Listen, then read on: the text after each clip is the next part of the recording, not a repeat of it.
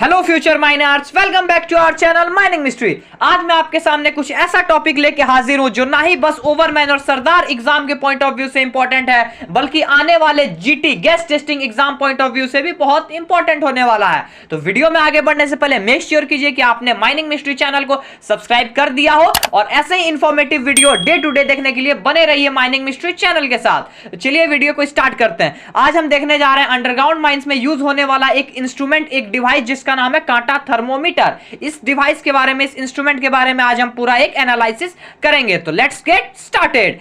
कांटा थर्मोमीटर जानने से पहले आप ये समझ लीजिए कि कूलिंग पावर क्या होता है। तो अंडरग्राउंड माइंस में जिस प्लेस पे वर्कर काम करते हैं उस प्लेस का हम लोग कूलिंग पावर निकालते हैं। अब ये कूलिंग पावर कैसे निकलता है, किस किस फैक्टर को देख के निकलता है, ये मैं बताता हूं। कूलिंग पावर बेसिकली एक ज्वाइंट इफेक्ट होता है तीन चीजों का, 3 पॉइंट का। किस किस चीज का? टेम्परेचर का, जिस जगह पे वर्कर काम कर रहे हैं वहां का टेम्परेचर, जिस जगह पे वर्कर काम कर रहे हैं वहां का रिलेटिव ह्यूमिडिटी, और जिस जगह पे वर्कर काम कर रहे हैं वहां का एयर वेलोसिटी, कितने स्पीड से वहां हवा जा रहा है। तो ये तीनों फैक्टर को मिला के एक ज्वाइंट इफेक्ट बनता है जिसको हम लोग बोलते हैं कूलिंग पावर। ये कूलिंग पावर हम लोग क्यों निकालते हैं? कूलिंग पावर निकालने से हम लोग को ये पता चलता है कि उस पॉइंट पे जो वर्कर काम कर रहे हैं वो कंफर्टेबली काम तो कर पा रहे हैं, एफिशिएंटली काम तो कर पा रहे हैं, उनको कोई डिस्कंफर्ट तो नहीं हो रहा है। तो ये जानने के लिए हम लोग निकालते हैं कूलिंग पावर। अब कांटा थर्मोमीटर क्या होता है? तो कांटा थर्मोमीटर को हम लोग इसी कूलिंग पावर को मेजर करने के लिए ये इंस्ट्रूमेंट यूज होता है। तो आपसे अगर कोई क्वेश्चन कर दिया कि व्हाट इज कांटा थर्मोमीटर, तो आप सिंपल एक सेंटेंस में जवाब दे सकते हैं, Kata thermometer is a device which is used to measure cooling power in underground mines. ठीक है, बेसिकली एक सेंटेंस में इसका बहुत ही सरल आंसर है। अब हम लोग कांटा थर्मोमीटर डिवाइस के बारे में कुछ जानते हैं कि ये इस डिवाइस में क्या क्या रहता है, क्या क्या ऑप्शन रहता है, कैसे ये मेजर करता है, उसके बाद इसका हम लोग वर्किंग देखेंगे।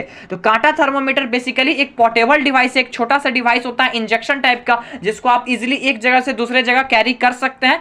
कांटा थर्मोमीटर में अल्कोहल भरा हुआ रहता है इसके ग्लास में, और ऊपर 38 डिग्री सेल्सियस लिखा हुआ रहता है और नीचे 35 डिग्री सेल्सियस लिखा हुआ रहता है। ये दोनों पॉइंट क्यों रहता है, अल्कोहल क्यों रहता है, ये हम आगे डिस्कस करने वाले हैं। अब हम चलते हैं, बताते हैं आपको कि इसका यूज कैसे किया जाता है। कूलिंग पावर नापने के लिए कांटा थर्मोमीटर कैसे यूज होता है? तो जिस जगह पे आपको कूलिंग पावर मेजर करना है अंडरग्राउंड माइंस में, वहां पे आपको क्या करना है, एक थर्मोस का फ्लास्क में गर्म पानी लेना है और उस गर्म पानी में कांटा थर्मोमीटर का जो बल्ब है उसको डुबा के रखना है, और तब तक डुबाए रखना है जब तक जो अल्कोहल है वो 38 डिग्री सेल्सियस जो ऊपर में मार्क किया हुआ है उस मार्क को पार ना कर दे। जैसे ही वो मार्क पार कर देगा उसको फिर निकाल लेना है, और उसके बाद एक सूखा कपड़ा से उसको बल्ब को पोंछ देना है। यदि आप सूखा कपड़ा से पोंछ रहे हैं तो वो ड्राई कूलिंग पावर होगा, और यदि आप गीले कपड़े से पोंछ रहे हैं तो वो वेट कूलिंग पावर होगा। ठीक है, उसके बाद हम लोग देखेंगे कि जो अल्कोहल 38 डिग्री सेल्सियस के पार चला गया था वो 38 से नीचे वाले पॉइंट 35 डिग्री सेल्सियस आने तक कितना टाइम ले रहा है,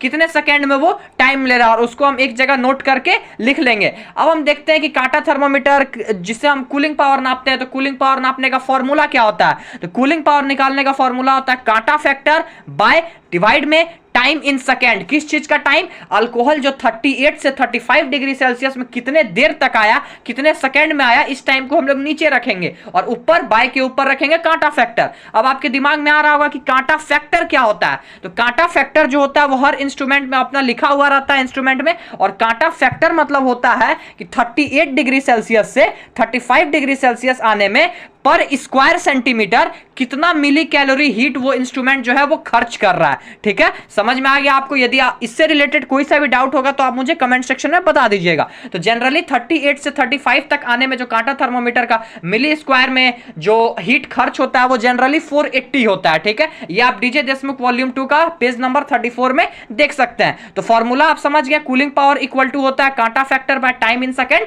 38 से 35 आने में जितना भी टाइम लगा वही हो गया time in second for alcohol. नीचे लिखा रहता है और ऊपर रहेगा कांटा फैक्टर। कांटा फैक्टर मैंने आपको समझा दिया ये क्या होता है। ये भी मैंने आपको बता दिया कि यदि आप भिंगाने के बाद उसको जब 38 पहुंच जाएगा, उसके बाद जब उसको आप सूखे कपड़े से पोंछेंगे तो वो ड्राई कूलिंग पावर निकलेगा, और गीले कपड़े से पोंछेंगे तो वेट कूलिंग पावर निकलेगा। अब कूलिंग पावर जो होता है उसका ऐसा यूनिट क्या होता है, किस यूनिट में हम उसको दर्शाते हैं, ये मैं आपको बताता हूं। तो कूलिंग पावर का जो यूनिट होता है जिससे हम लोग उसको दर्शाते हैं वो होता है मिली कैलोरीज पर स्क्वायर सेंटीमीटर पर सेकेंड। ठीक है, एक सेकेंड में कितना स्क्वायर सेंटीमीटर वो मिली कैलोरी खर्च कर रहा है, यही होता है उसका एसआई यूनिट। ठीक है, अब एक मैं आपको चार्ट दिखाता हूं जिस चार्ट से आप आपको पता चलेगा किस वर्कर में कितना मतलब ड्राई काटा कितना वहां पे होता है और वेट काटा कितना होता है। यदि सेडेंट्री वर्कर है, सेडेंट्री वर्कर मतलब ज्यादातर काम वो बैठ के कर रहे हैं, ज्यादा वो मोशन में नहीं है, तो उनका ड्राई काटा मेजर करने पे 6 आएगा, वेट काटा 18 आएगा। लाइट मैनुअल वर्कर है जो थोड़ा बहुत काम कर रहे हैं, बहुत ज्यादा हैवी ड्यूटी भी नहीं है और बहुत ज्यादा बैठे भी नहीं, उनका ड्राई काटा 8 होगा और वेट काटा 25 होगा। और यदि बहुत हार्ड वर्कर है जो मैनुअली बहुत ज्यादा हार्ड वर्किंग कर रहे हैं, उनका ड्राई काटा में जो आएगा वो 10 आएगा और वेट काटा में 30 आएगा। तो आशा करता हूं कि आपको काटा थर्मोमीटर जो डिवाइस है, जो इंस्ट्रूमेंट है, वो बहुत ही अच्छे तरह से समझ में आ गया होगा कि काटा थर्मोमीटर करता क्या है और इसका हम लोग यूज कैसे करते हैं, माइंस में इसका यूज कैसे होता है। तो आप बने रहिए इसी तरह माइनिंग मिस्ट्री चैनल के साथ ऐसे इंफॉर्मेटिव वीडियो देखने के लिए और सुबह में सीएमआर 2017 का एमसीक्यू को रिवाइज करने के लिए। मिलते हैं कल अपने नेक्स्ट सीएमआर के सीरीज के साथ, तब तक के लिए जय हिंद, जय Bharat. Thank you for watching mining mystery.